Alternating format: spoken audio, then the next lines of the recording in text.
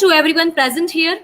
As we all know, in the loving memory of late Dr. Avdesh Kumar Singh, we have inaugurated Dr. A.K. Singh Literary Club in Department of English, Bhakt Kavi Narsi Mehta University, in presence of his wife, Dr. Kiran ma'am, who is also the advisor of Sri Aurobindo Integral Life Center in Oro University, Surat, and Honorable Vice Chancellor, Professor Dr. A.H. Bapodra sir, Dr. Ravi Zala sir, and Dr. Firoz Sheikh sir.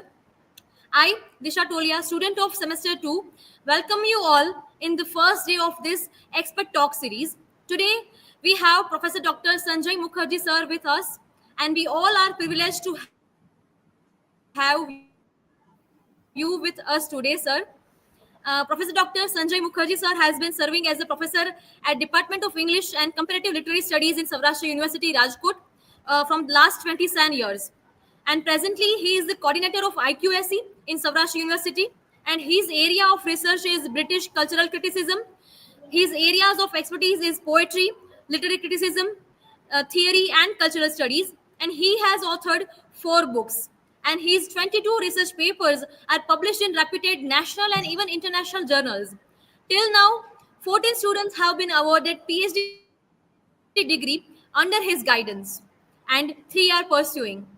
He has been the recipient of 3 academic fellowships also: CWAGS British Columbia in Canada 2008, then USA SUSI in 2011, and European Union Erasmus Plus in 2023.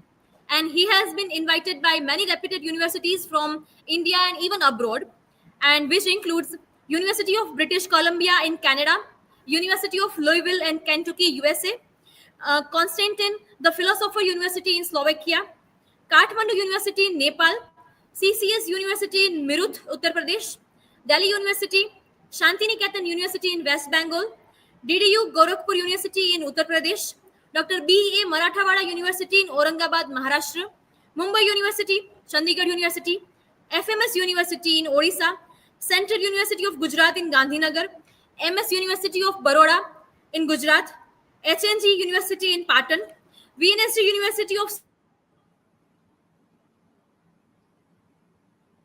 Surat, SP University in Surat. He has been the life important organizations.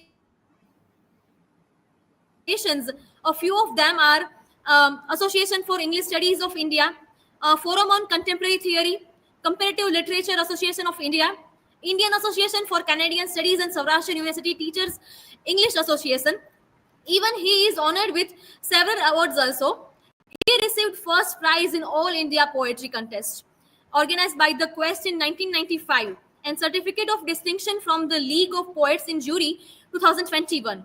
Even he is the recipient of a Dorel Mankar Best Researchers Award in 2007, and he also got Distinguished Poet Certificate by the jury of the 5th Rabindranath Tagore Award in 2016.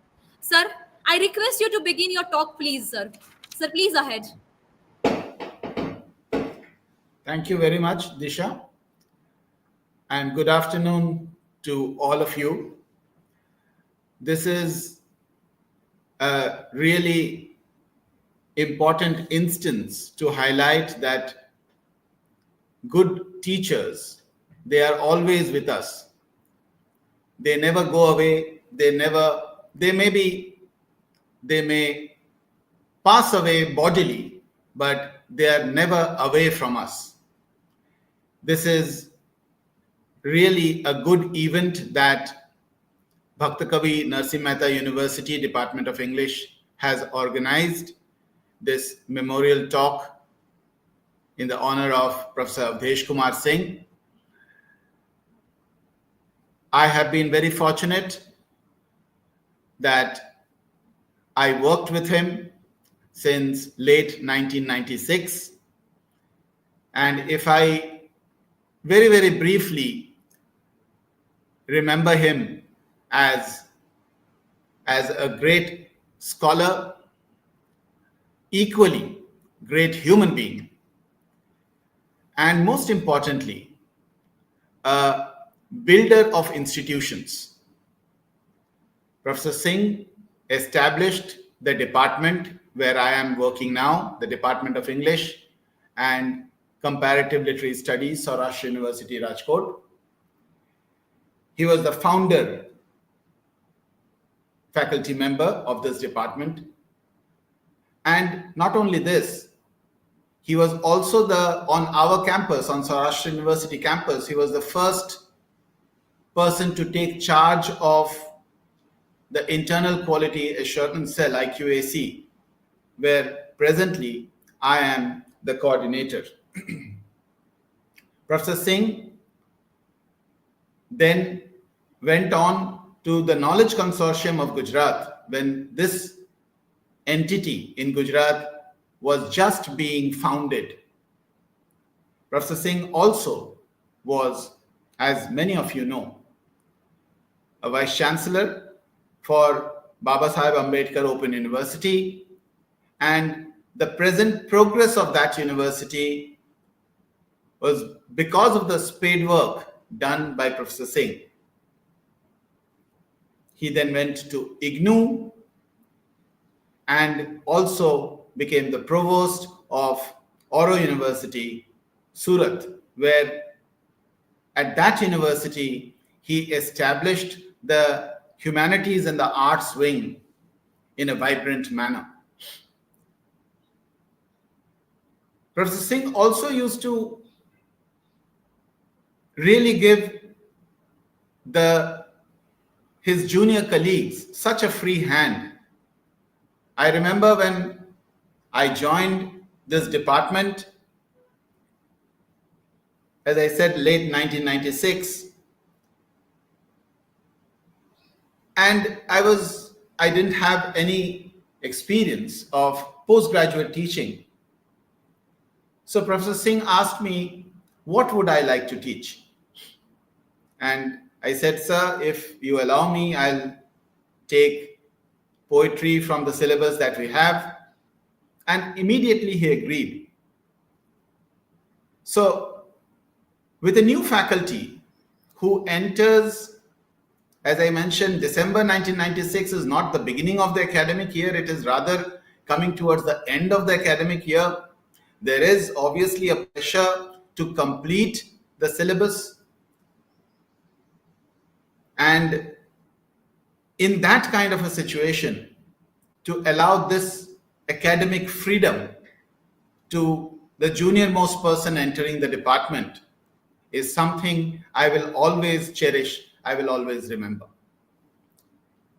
And from then on, to each and every person, a student or faculty who has come in contact with Professor Singh, he has been always very, very interested in their progress, and he was interested to the extent of he would discuss the areas of interest of the other person, and thereby even in the first meeting, a kind of a bond, a kind of a linkage would develop with Professor Singh. So I'm humbled, I'm fortunate that BKNMU has given me this opportunity to have an online dialogue with you.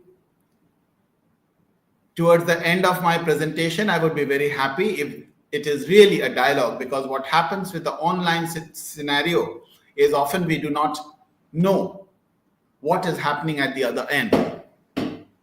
So as probably you can see, is my slide visible, by the way? Yeah. So this is an area and I begin thanking Professor Sheikh when day before yesterday, he spoke to me, he invited me. And then he also said that the topic can be a topic of my choice. And he said I would be primarily addressing the students. So I have chosen something which is a matter of interest for me these days. It is also, I think, quite appropriate. You all sitting there in Junagadh in the lap of nature, it, I think, would be relevant if we discuss a little bit of eco-criticism. So I begin that this thing called eco-criticism is basically a coming together of two words or two terms, ecology and criticism. And as an important eco-critic has attempted to define it, that as a study of the relationship between literature and the physical environment.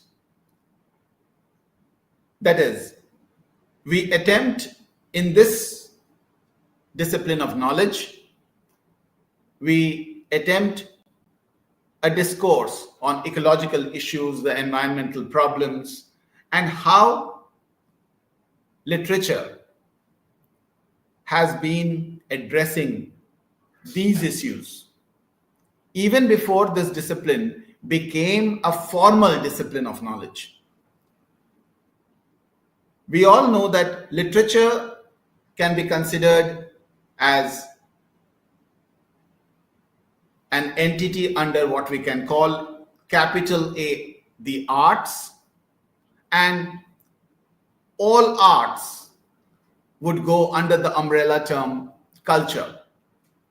So there we come to this binary of nature and culture, whereas we all know that everything that we call culture would be human generated, and everything that is nature is that where human beings have no control of, they are not the producer of that aspect. Although, as we all know, there are a lot many things now that we call, human beings call organic, and thereby we tend to think that, well, we also are probably producer of natural things. But that is in a very, very limited sense, I would say. I would also, as I mentioned, underline the fact that thinking about environment, being concerned with ecology, is not just the domain of literature. Yes, nature or places, they have been a kind of a backdrop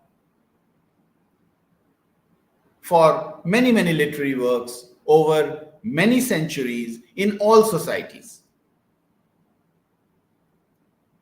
And therefore, in that sense, literature and thinking on literature, criticism, both have been engaged with the environment. And in that sense, perhaps Cheryl Glotfelty mentioned the linkage between or relationship between literature and the environment.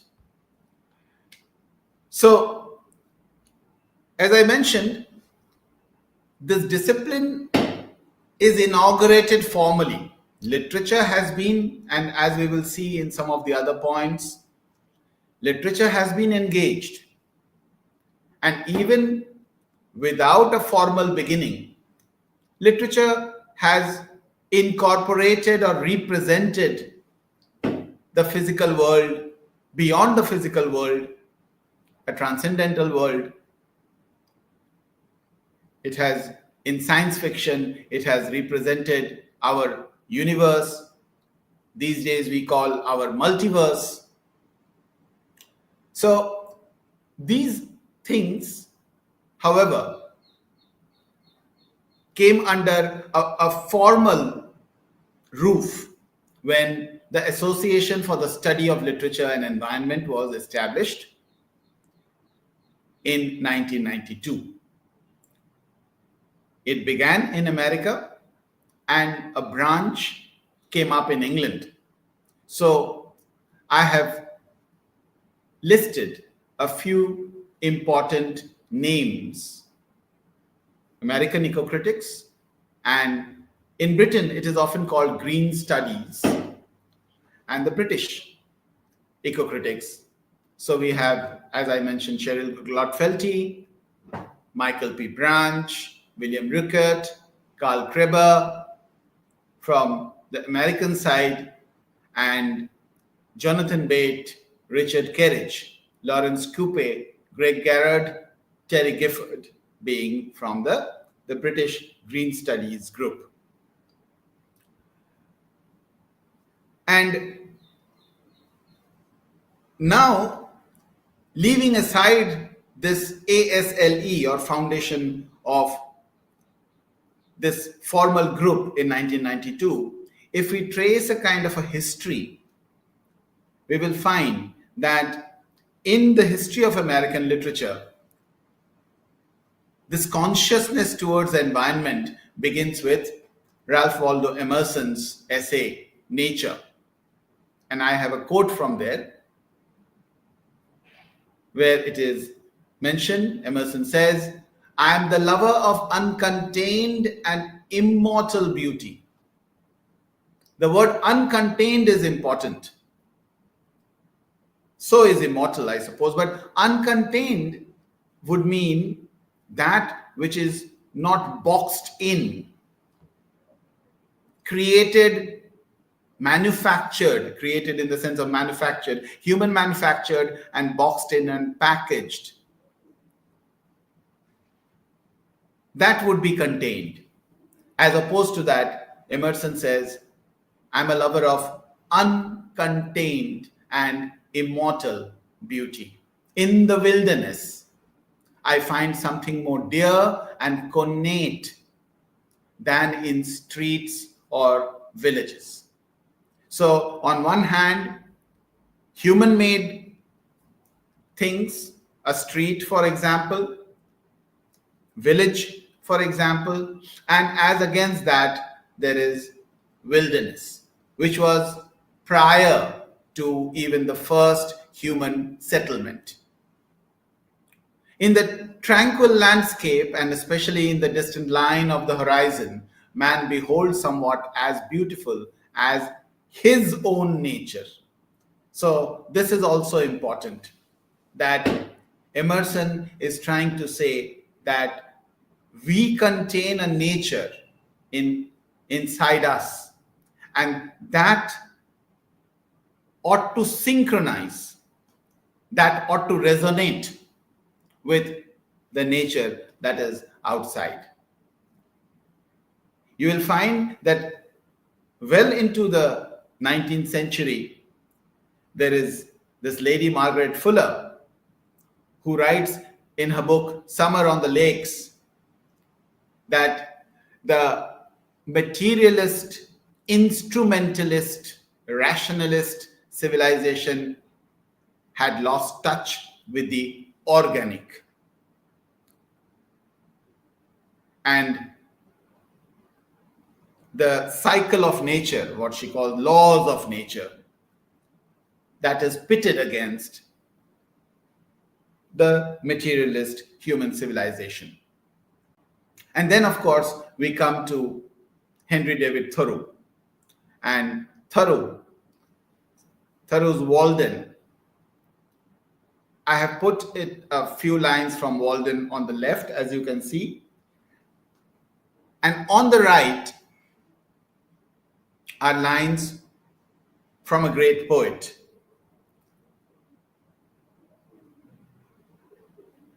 You know that for nearly 2 years, Henry David Thoreau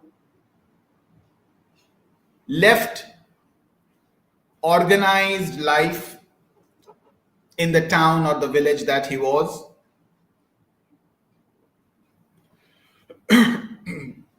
and he went to the Walden Pond and created a small shack hut.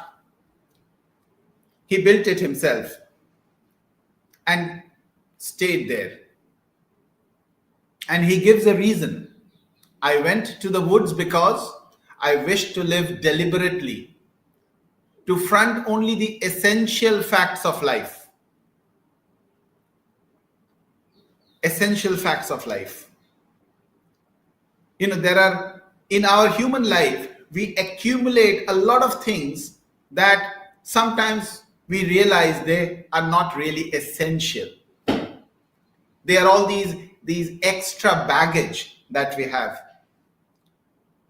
which one day we realize actually is meaningless even to us. Meaningless certainly for others, but even to us, they would be meaningless. So Thoreau says that I went to the woods because I wished to live deliberately, to front only the essential facts of life, and see if I could not learn what it had to teach, and not, when I came to die, discover that I had not lived. So he says, suppose one day I realize that what kind of life I have. Is this living? Before I get that regretful thought, I decided to move out and deliberately go to a water body and build a small hut there. On the right, you find are lines from the Lake Isle of Innisfree. We all know by W.B. Yeats. This is W.B. Yeats, not the 20th century W.B. Yeats. W.B. Yeats is a complex poet. Often we learn W.B. Yeats as a modern poet, but he is not only a modern poet. He is also influenced by nature, not only in Ireland, but as works on nature like that of Thoreau. So this poem, as many critics have pointed out, this poem by Yeats is influenced by Walden. And what does he say there? I will arise, this is a part of the poem, of course. I will arise and go now, and go to Innisfree, and a small cabin built there, like Thoreau built a small cabin, log cabin he had built. Small cabin built there of clay and wattles made. So the speaker of Yeats's poem says, I will make a cabin of clay, mud house. 9 bean rows will I have there, a hive for the honeybee, and live alone in the bee-loud glade. Live alone. Thoreau also lived alone. He tried to communicate or receive communication from nature. So the speaker of this poem, Lake Isle of Innisfree, also says the same thing. And I shall have some peace there. For peace comes dropping slow. This is not or, this is for actually. F cannot be seen. For peace comes dropping slow. What the speaker wants to say is that probably there is no peace of mind and peace of heart in the banal day-to-day living in towns and cities. Later on in this poem, there are aspects of the city that encroaches upon this place, this natural place. But this is the effect. What I'm trying to make us aware is, here is a 19th century poem influenced by an earlier 19th century, mid-19th century work. So literature, in the sense that we know we are all students of the discipline of English studies, English literature, language criticism. And here is a poem by this Irish poet, influenced by the American thinker. And so literature has actually been responding, has been incorporating nature much before the end of the 20th century establishment of ASLE. And we all know that when we read, when we study romantic poetry, and the chief romantic poets, for example, Wordsworth, we say is a priest of nature. I want to draw your attention to this poem by a, a slightly senior, pre-romantic, William Blake. And the poem is called The Echoing Green. And you will find the word echo deliberately misspelt. Like Blake has a habit, like you will remember his tiger is not Tiger but Tyger. That slightly different way of writing is the poet's hint at the emphasis. So the echoing green is the poet wants us orally to hear the echo of a pre-industrial life before industries claimed large, vast tracts of land. This is a glimpse of a small hamlet, a village, where the life goes on. This is life captured. Springtime captured there. The sun does arise and make happy the skies. The merry bells ring to welcome the spring. The skylark and thrush, the birds of the bush, sing louder around to the bell's cheerful sound, while our sports shall be seen on the echoing green. Old John with white hair does laugh away care, sitting under the oak among the old folk. They laugh at our play, and soon they all say, such were the joys when we all, girls and boys, in our youth time were seen on the echoing green. Till the little ones weary no more can be merry, the sun does descend, and our sports have an end.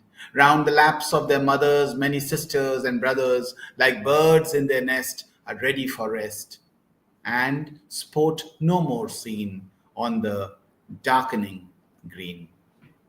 So you will find what I have highlighted below is actually, as William Blake is capturing a pre-industrial village, William Blake is sounding, this is what literature does. And this is what often Professor Singh used to tell us, make us aware that as we teach literature, as we read literature, we must have a kind of a reflexive question. What does literature do? What is this thing called literature? And there are many metaphors for literature. One, for example, is literature is a mirror. Another metaphor is that literature is a lamp, and so on. Literature also often anticipates the time to come. And there, probably the metaphor would be that literature is a crystal ball in which we can see the future. Literature announces the future. And I would like to submit before you, through this poem, The Echoing Green, that William Blake is aware industrial revolution has already started knocking. And those are very, very early times. But when the echoing green becomes the darkening green, it is not simply the end of the day. It is the end of that landscape. It is the end of an era before what many people call the Anthropocene, the era would begin. So this is a poem which is slightly before what we call the Romantic period. And here is our term then, the Anthropocene, that geological epoch dating from the commencement of significant human impact on Earth's geology and ecosystems. Put it simply, Anthropocene is the time when human beings started making an impact which is irreversible. So, when I say an impact which is irreversible, I would ask you all to imagine, for example, a railway track.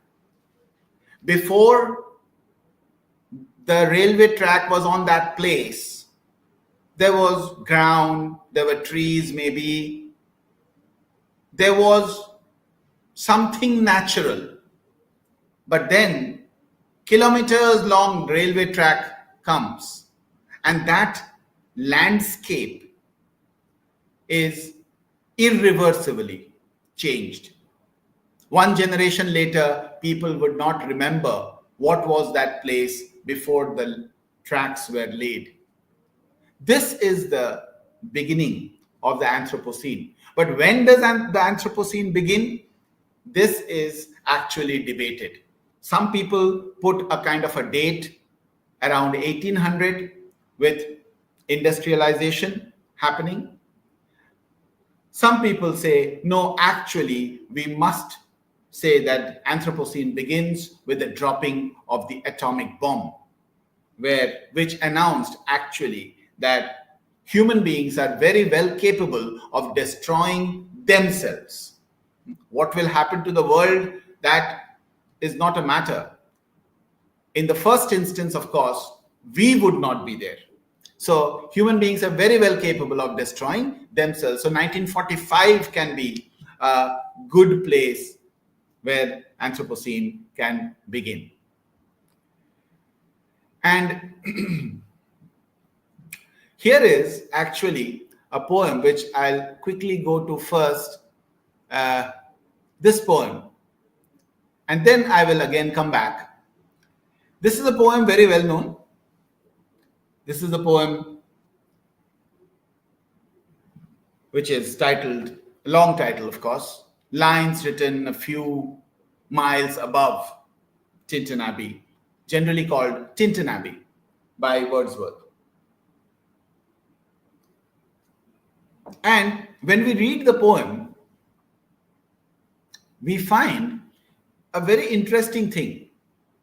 Tintern Abbey, the abbey, is only in the title of the poem.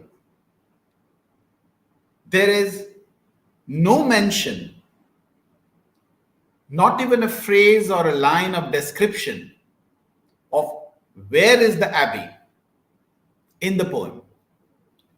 So, some people will say, as many critics have pointed out, but it was actually a puzzle for many critics that when you write, and Tintern Abbey is an actual place, you can search it on Google and you will get images, modern images of Tintern Abbey. The abbey that was a Catholic abbey, it was abandoned when Protestantism took over, and since then it lay in ruins. And what happened is that the place, Tintern, which again an actual place by the river Wye, W-Y-E, that place was selected for 2 logging factories. So this is the beginning of the industrial era. Factories are coming up. There are no factory laws as regards laborers. There are no factory laws as regards the environment. Factories are coming up. They are producing things and they are dumping their trash, their waste on the river bank. So, when critics asked actually, why is there no mention of the abbey in the poem? It is through cultural studies, going back to the land record of that place, one finds out that these 2 sawmills come up there. And the poem clearly mentions that, revisiting So Wordsworth first went to this place in 1993 and returned 5 years later. What happened during these 5 years was that two factories come up and they start dumping their waste in the river Wye. So much so that 1 kilometer of the water turns black. And what happens to the ruined structure of the abbey? All the laborers, they take shelter in that ruined abbey. Obviously, as I said, the factory owners are not responsible for housing.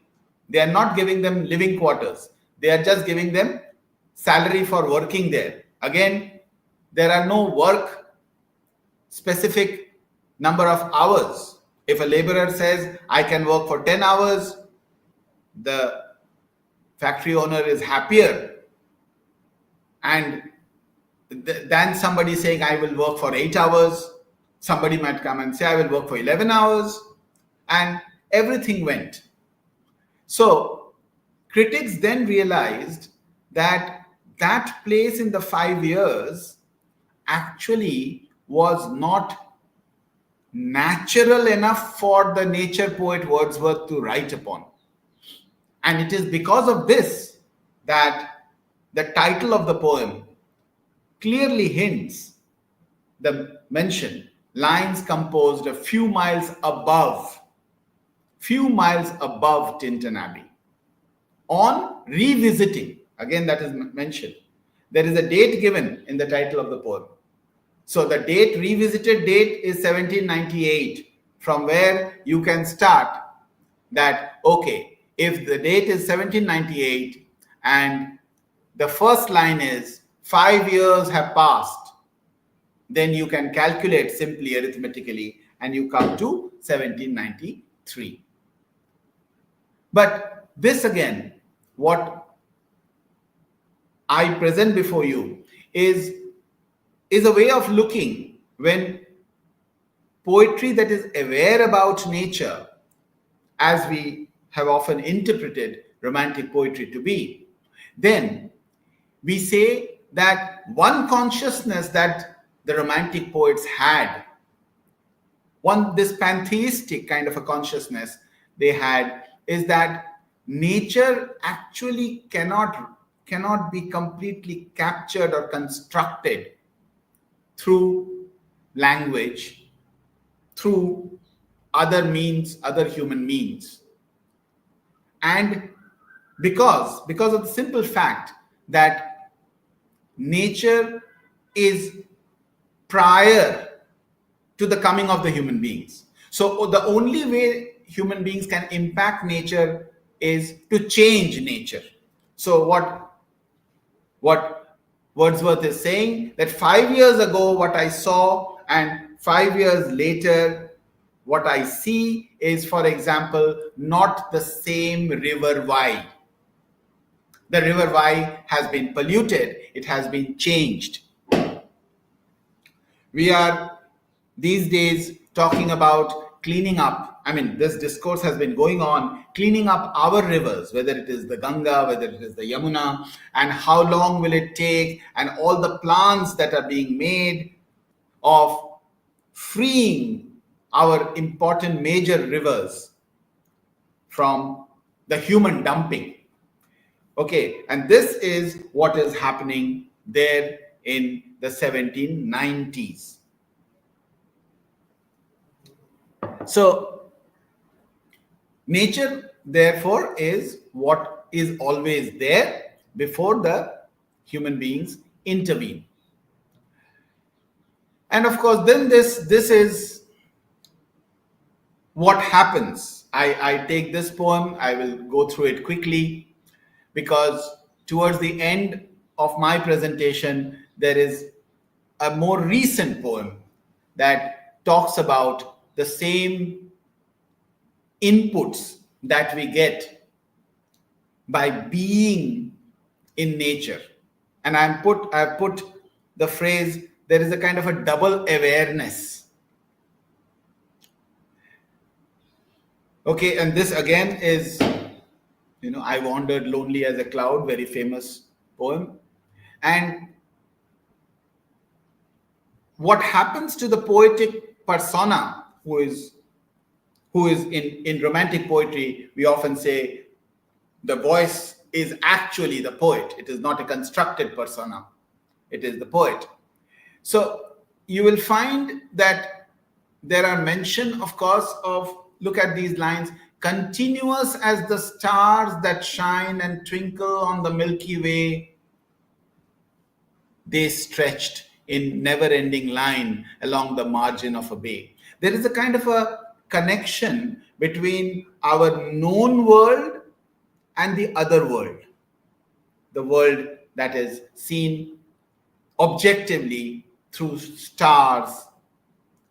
At this time of the writing of the poem, of course, there is not much knowledge about space, but obviously people have some knowledge of astronomy and stars and the planets they know about. But there is this encompassing this world that we see, that we touch, that we can smell, that we can be, and to that distant world, that is and this gives this vastness of the stretch of nature, gives an awareness of the self being in nature, the limitation of the self in nature. So there is this is what I call a kind of a double awareness that comes of the nature as well as of the self, one's own ability, one's own response, one's own limitations. It comes voluntarily or involuntarily, or it might come involuntarily first, and then it can be recollected in tranquility and lines can be written on it. And this is then what many romantic poetry, or the term that we associate with romantic poetry, and certainly with Wordsworth, that is pantheism.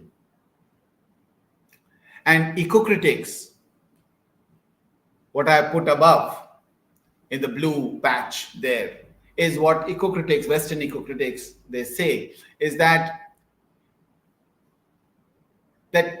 even Western organized religion is deeply anthropocentric, where from the Genesis, where God is supposed to have given man dominion over the fish of the sea, over the birds of the air, over the cattle, over all earth.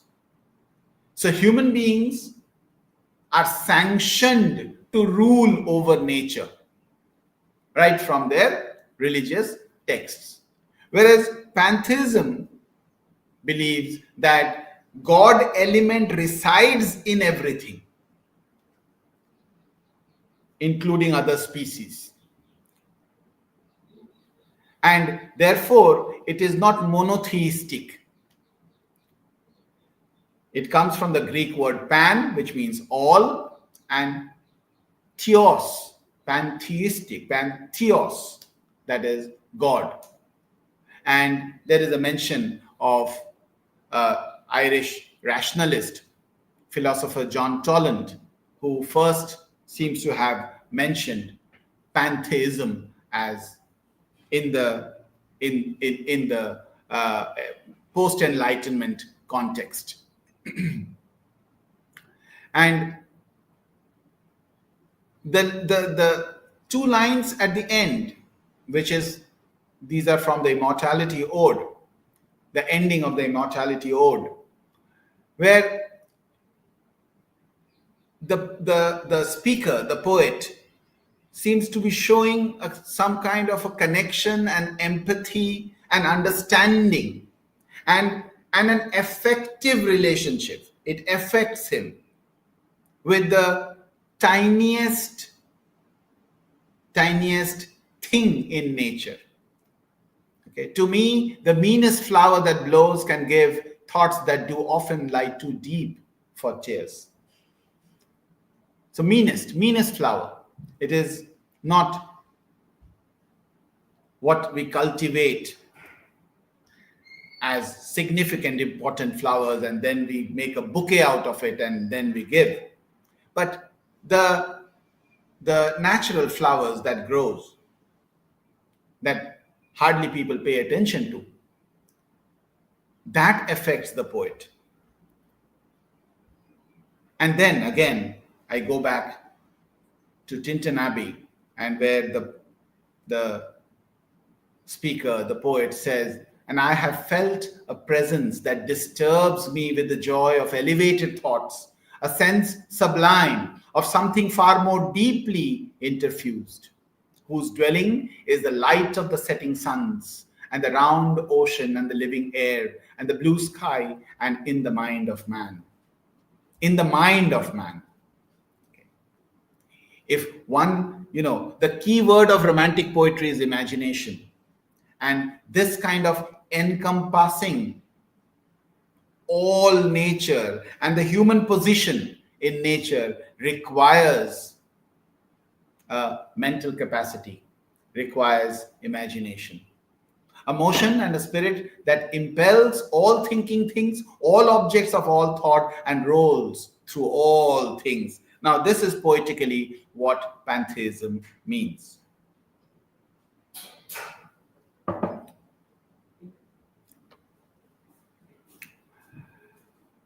Okay, and then of course the poet says, "Therefore I am still a lover of the meadows and the woods," and so on and so forth. Okay, so this I will skip. And I come to another very, very important romantic poem. Again, you will identify from the lines itself. This is Shelley's West Wind, wherein again the poetic voice is asking for energy. Okay. "Be thou spirit fears my spirit. Be thou me, impetuous one. So drive my dead thoughts over the universe like withered leaves to quicken a new birth." And by the incantation of this verse, so this, what is this poem? This verse, this is a kind of a mantra. This is an incantation. And through this incantation, he wants that this energy of nature, the force of nature, comes to the poet to bring about a change. You will recognize that the Romantic period, beginning with the French Revolution, was a period of socio-political upheavals and changes. There were a lot of dreams, a lot of aspirations, and often the second generation Romantic poets, people Shelley, Keats, Byron, they were often left as very, very deeply disappointed with the promise that the first generation Romantic poets brought about when they invested their hopes with the French Revolution. So what happens here is, again, a poetic voice being disappointed with the human world is asking for energy, is asking for hope. Okay. So where if it is winter, can spring be far behind? This is the cycle of nature. So asking for hope from this natural cycle, which is inevitable, which is going to come. If there is winter, then there has to be spring. Of course, in these days of climate change, we do not know, and climate change is the change that has been caused by the Anthropocene, by human beings. And so we really do not know to what extent we are going to disturb this long established, right from our folklore, what myth critics, archetypal critics draw from the cycle of nature and the literary genres, for example. But if the cycle of nature itself is disturbed, then what will happen to the entire creative faculty that often that rely on it? But this is a poem that one can read it uh, as a poem belonging to that period, or as a poem being read today in the era of climate change. And therefore, when I say that literature has always been engaged with environment, what I mean is that literature has been not human centric, not anthropocentric, but it has been species centric. Whether the species is not just living species, but then the non-living entities like rocks and mountains. And if we consider here in India, of course, we consider rivers as living. We have names for rivers, but in the West, often it is a water body. Okay, there is life in it, like there can be fish in it, but the river itself is a natural water body. In that sense, then, literature that engages with environment, that is not anthropocentric, and it is species centric. I just mentioned to you about the tiny flowers of Wordsworth. Look what is happening here in this famous poem by Coleridge. What happens on the left is, one of the mysteries of the poem, which we all know, which has not been solved really. There can be a hypothesis, but why does the mariner kill the albatross suddenly? What happens? What prompts this ancient mariner to do that? That is not there in the poem. That is for us to interpret. Okay.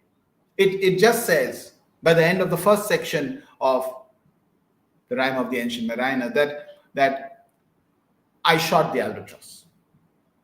That is how. And then follows the entire thing. All the 200 sailors die. This person is not dying. This person is not able to pray. This person bites his own hand to suck blood to remain alive, and so on.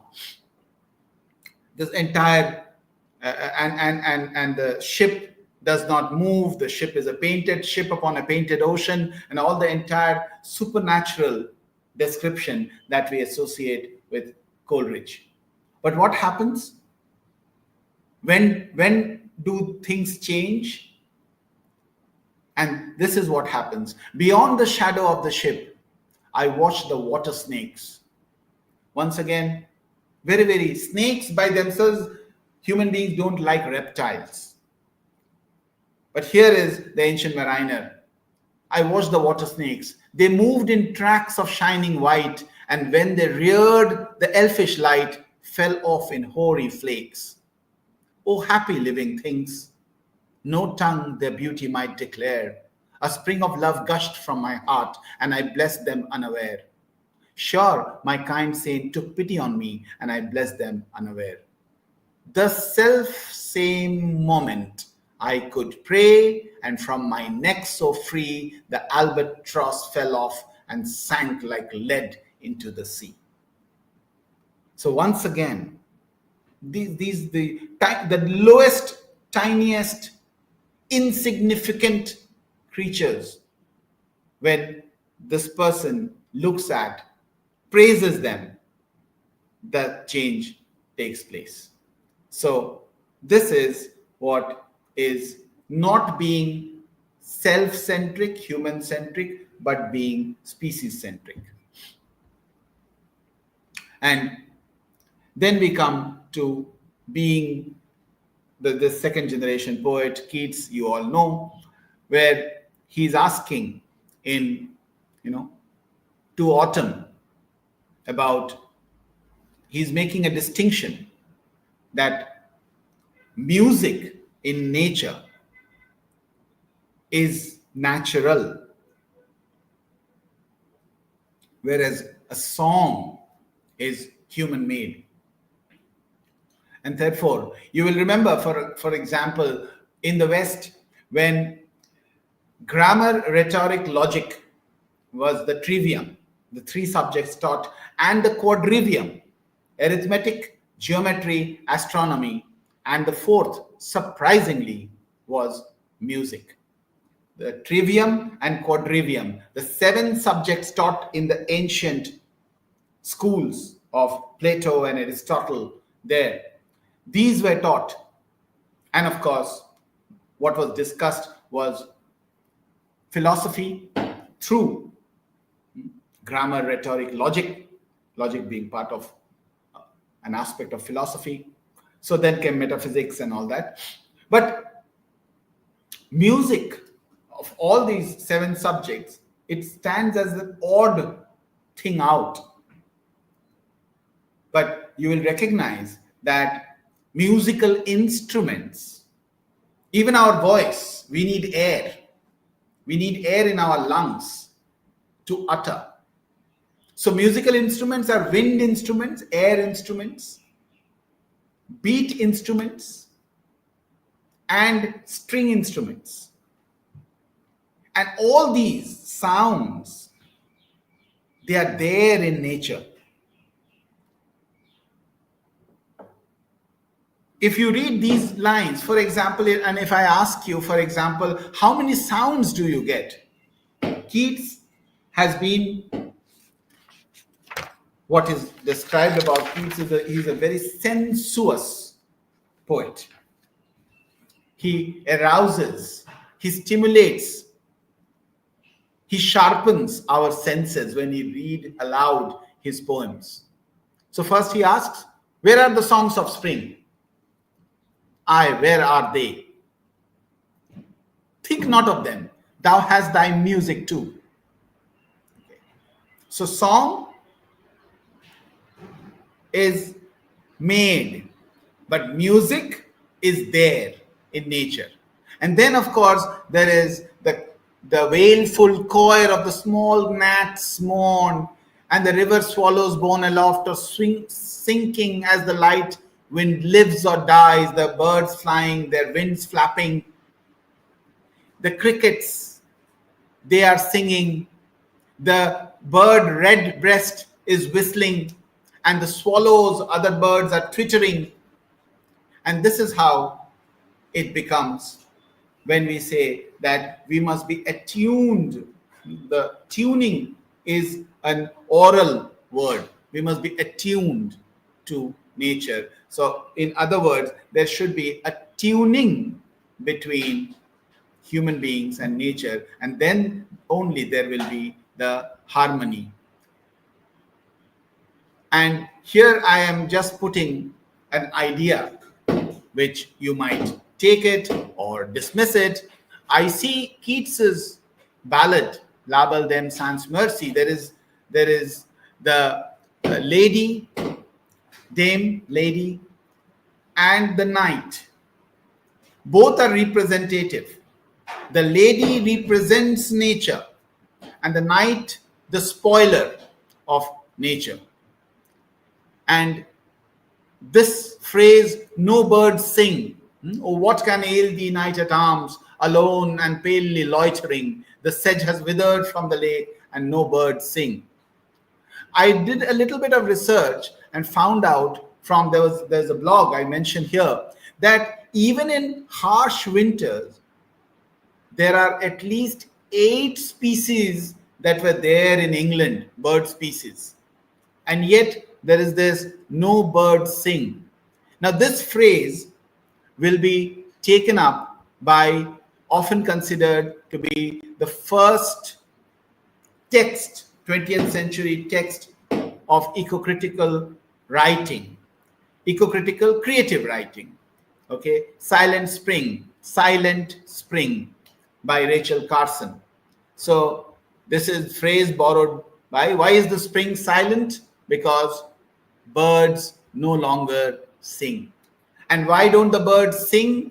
Because what has happened is human beings have started applying chemical fertilizers that are acting as a poison to first the leaf, then the leaf is being eaten by caterpillars, and the birds feed on the caterpillars, and then this eco cycle is interrupted because of this.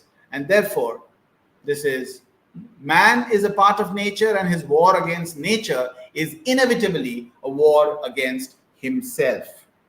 Okay. So this is what Rachel Carson in Silent Spring gives a message to us. And this book, many of you might be familiar with, the Routledge book, Eco Criticism by Greg Garrard, actually opens with Rachel Carson's Silent Spring. And it mentions how this is an important text. So here is literature, Silent Spring, and here is Silent Spring, by the way, is 1962.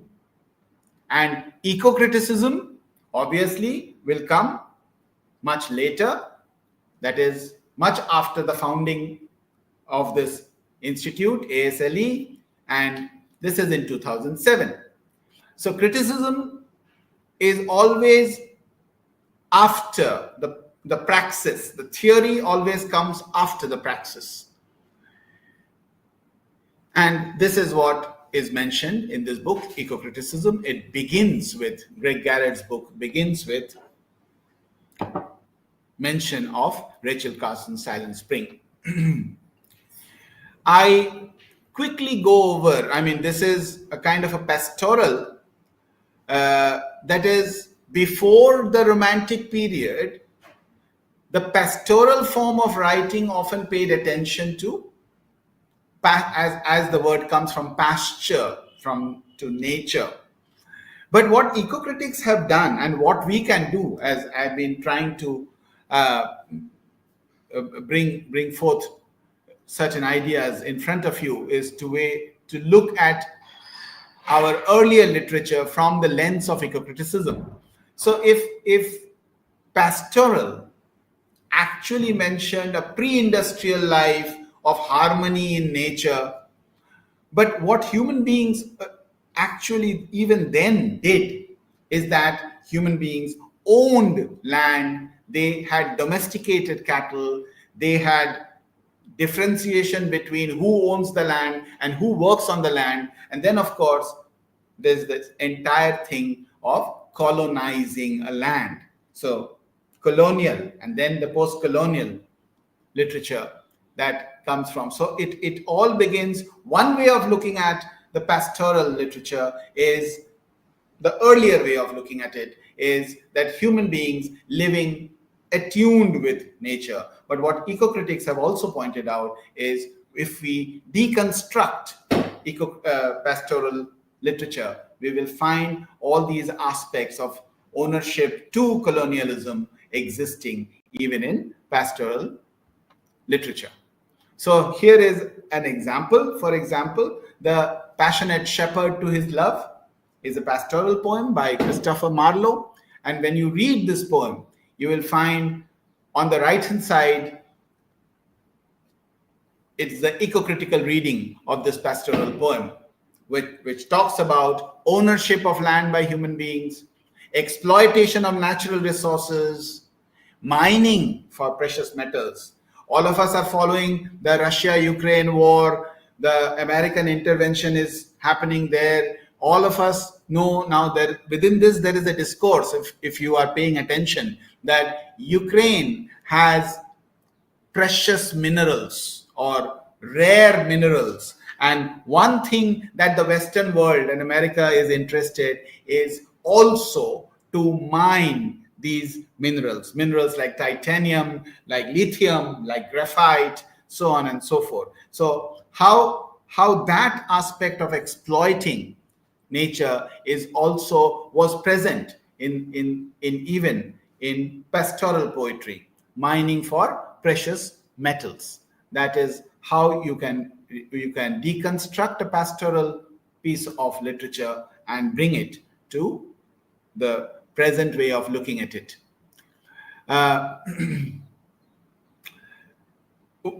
Along with it, the last phrase that I wish to take is, the eco-critics have had a problem of that romantic poetry aestheticize nature. They make nature beautiful on paper. They make it aesthetic. And there is in the process a gap between what is made, a cultural thing, a poem, and what it is.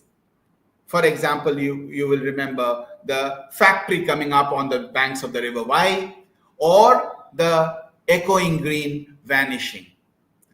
So there is a kind of a disconnect between what is presented as a beautiful thing, cultural thing, artistic thing, and what actually it is.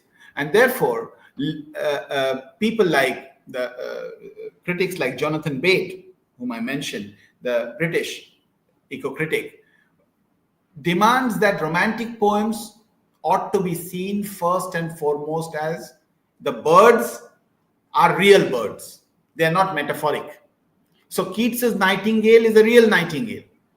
And we also have to think before symbolically talking about or interpreting nightingale, we also have to pay attention how many nightingales are there now, or have they become extinct?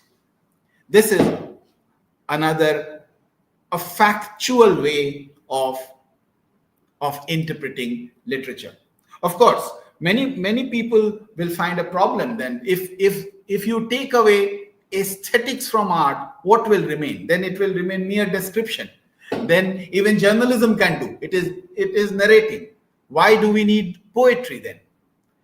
So, and especially for Keats, if when we talk about, as we mentioned, that Keats makes us aware of all our senses. So it makes us actually aware of what we have, or what we are missing. What we have, but what we are missing. And if you look at this, what he writes in one of the letters is, "Oh, for a life of sensations rather than of thoughts." This is, Keats writes in a letter to his friend Benjamin Bailey, and he is all for recording, documenting what happens through his senses, and that he writes out, rather than intellectualizing upon things. And so, what I come towards the end is, as I said just now, that there has to be a balance between the literariness of literature and the factualness of life. The facts, of course, are to be paid attention to. And then the facts, mere description of the facts cannot become literature. Or if such things become literature, such literature will not be remembered in the times to come. So what will be an approach is that there ought to be essays and speeches. Greta Thunberg also spoke at the UN. These are certainly required. So is what is required is, for example, when we talk about cleaning of the Ganga, we need people who are experts in water pollution to tell us to what level the pollution is, what should be the measure scientifically, and then how to then make the Ganga water cleaner, or all the waters of the rivers that we speak about cleaner. So science and technology, we cannot wish them away. Nobody can go back and find a Walden pond and stay anymore. Every part of the earth, even beyond the earth, we have geotagged and geomapped. So technology has invaded. Let us take help of the same technology then to make our environment better, or address issues of the environment. Of course, there would be human action. There would be activism.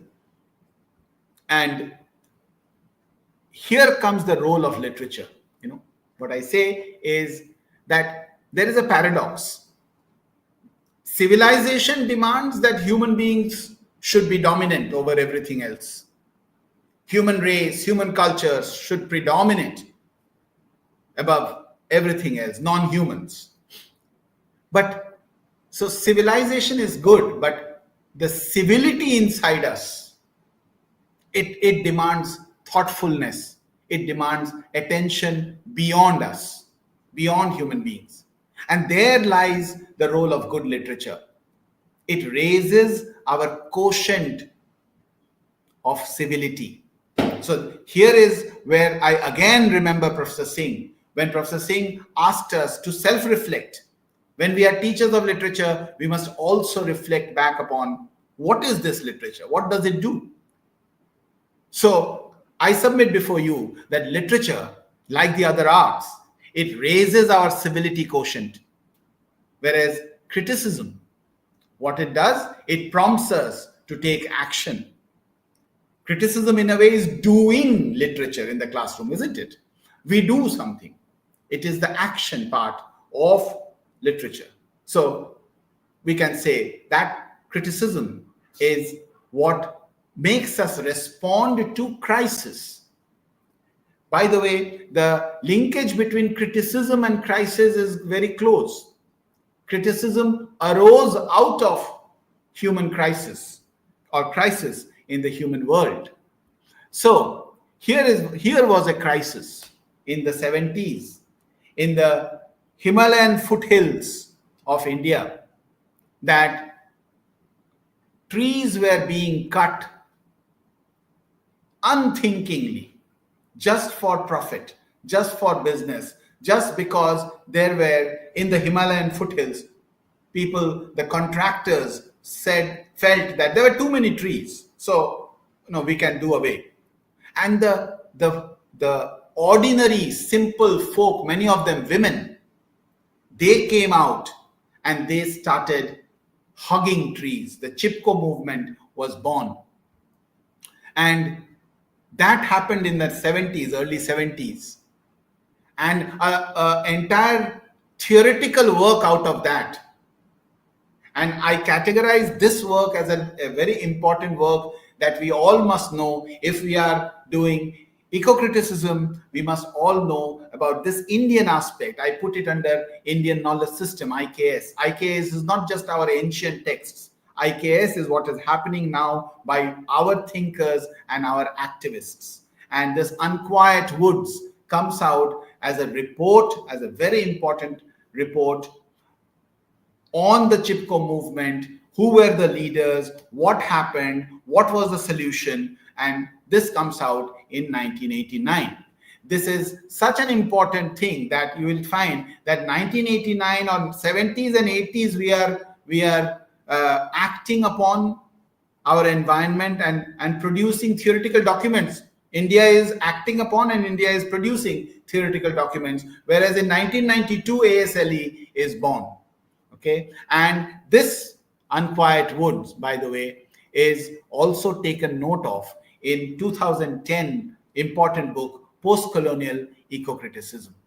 So that what we are doing, we should also be aware about our thinkers as part of our awareness towards Indian knowledge system. And here I just, maybe all of you have come to note the latest work by Amitav Ghosh, 2025 work, Wild Fictions. It has an interesting, it is made up of several chapters. And Wild Fiction has an essay called Wild Fiction.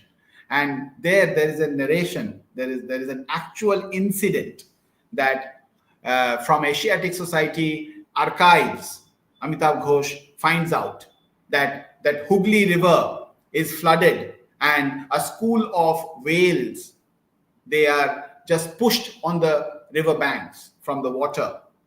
And a community of fishermen, a Dalit community of fishermen, they are trying to help put these whales back. Whereas the scientific British people at that point, India was colonized, they were trying to hunt down and then categorize, dissect the whales, kill them, dissect them, categorize them for knowledge of river creatures. So this is often a kind of a conflict Sometimes the paradox is, in order to know, you must dissect. But what if Amitabh Ghosh also says there are many communities, from Native Americans to Indians to Native Australians, New Zealand Maoris, in the African continent, there are many communities who have a symbiotic relationship with nature. They also have knowledge, and scientific knowledge is not the only knowledge.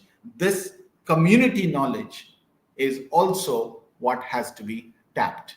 So, this is where I am going to end with this latest book, which we can read on, if we are interested.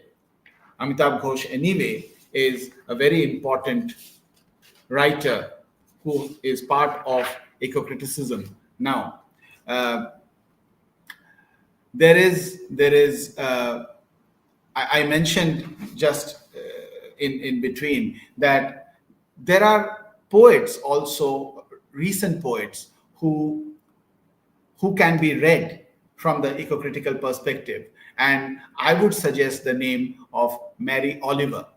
Mary Oliver, who died in 2019, very recently, can be read. There are many of her poems, but I would, if people are not aware of this poet, I would suggest that you begin with a short poem by Mary Oliver called Summer Days. Thank you very much. I hope this was meaningful for you all. I once again thank uh, the Department of English, BKNMU. I thank all the people there, the faculty members, including Firoz Sheikhji and all the other faculty members. And I thank you for giving so much of time and listening to me. Thank you indeed.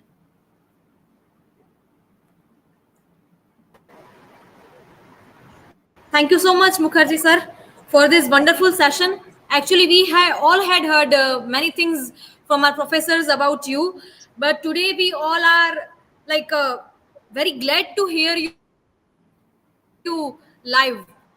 So thank you so much for this vibrant and lively classroom. Actually, you are the one who can ignite creative thinking with some critical thinking also. So thank you so much, sir. So now it is a time for a question answer session. If anyone who have joined on YouTube, if any one of you have any kind of doubt, then you can drop your question in a live chat section.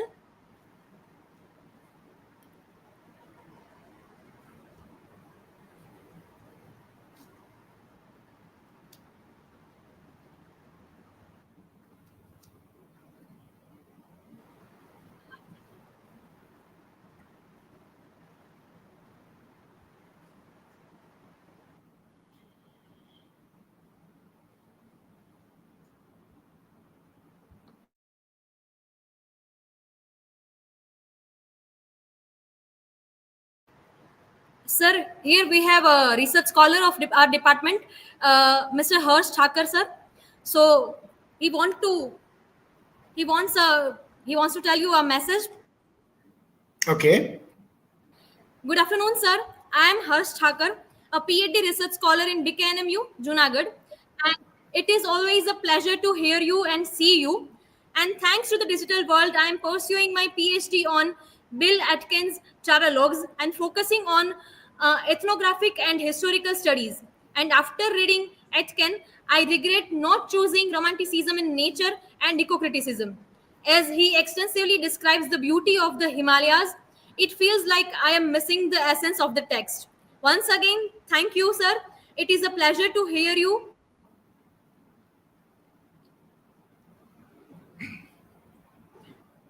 and explain lines from Sorry, I could not hear the last part. It is a pleasure to hear you and explain. essays and poetry. Okay. I remember Harsh used to come here also. And what I would say to people like Harsh is that you have your area of research. Fine. Hello, Harsh. So we all have our Hello, area sir. of How are you? research. Yes, yes. Good to see you.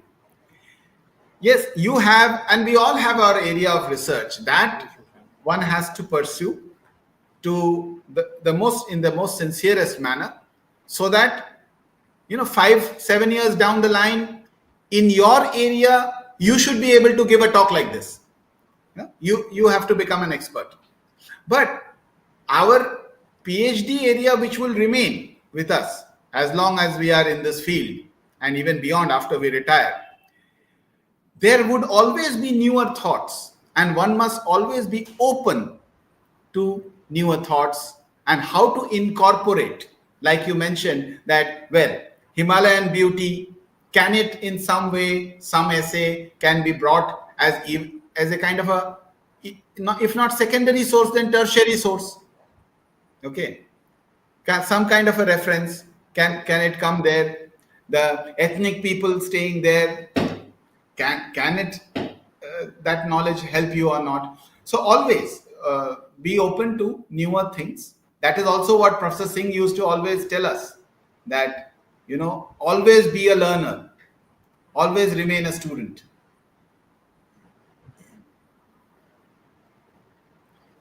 Okay. Again, sir, thank you so much, sir. Thank you. Thank you so much, sir. Yeah. Sir, there is a question of one another research scholar of our department, Mr. Varun Pandya. He's asking you, sir, that could you please throw some light on the spectrums of eco-criticism reflected in the Indian texts such as Ramayana, Srimad Bhagavatam, Kalidas Meghdut in way of context to IKS in NEP 2020? Okay. Oh, this is a big question. It will take another lecture. But what I can briefly say is that what I just said is that, see, Indian knowledge system is not just our knowledge, ancient knowledge texts.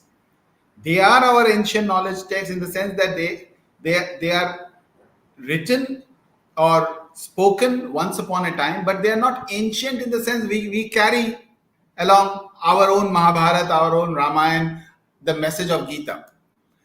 But if we have to also look at, in the sense of environment, for example, or Kalidas's time or Kalidas's description, that would be a description of a particular time. Okay, one can trace that.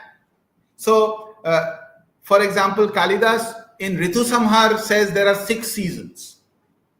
So, what has happened to 2 more seasons? What kind of climate change has happened? So, one has always to look at our older texts in the contemporary perspective, and thereby proceed with placing Indian knowledge in the proper spectrum.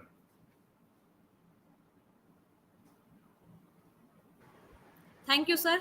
Hope the doubt has been cleared. And there is a message from Varun Pandya, sir, that an insightful lecture bonding literature with environmental awareness also. Thank you. Thank you. So I think, Disha, we should end If the session here anyone then. has any further questions, yes, sir. Uh, on the behalf of the members of Dr. A.K. Singh Literary Club and the Department of English, Bhakt Kavi Narsimha Mehta University, Junagadh, I extend my deepest gratitude to Professor Dr. Sanjay Mukherjee, sir, for this enlightening and thought-provoking expert talk. And your insights into this lecture have truly enriched our understanding and inspired us to delve deeper into the literature. Sir, we are immensely grateful for your time and this valuable contribution. Thank you once again, sir, and wishing you very wonderful day ahead. Thank you. Thank I you so much wish once again, all sir. the young people, yeah, I wish all the young people the very best. And I extend my gratitude to the department and everyone there who have conducted this session. Thank you very much. Thank you, sir.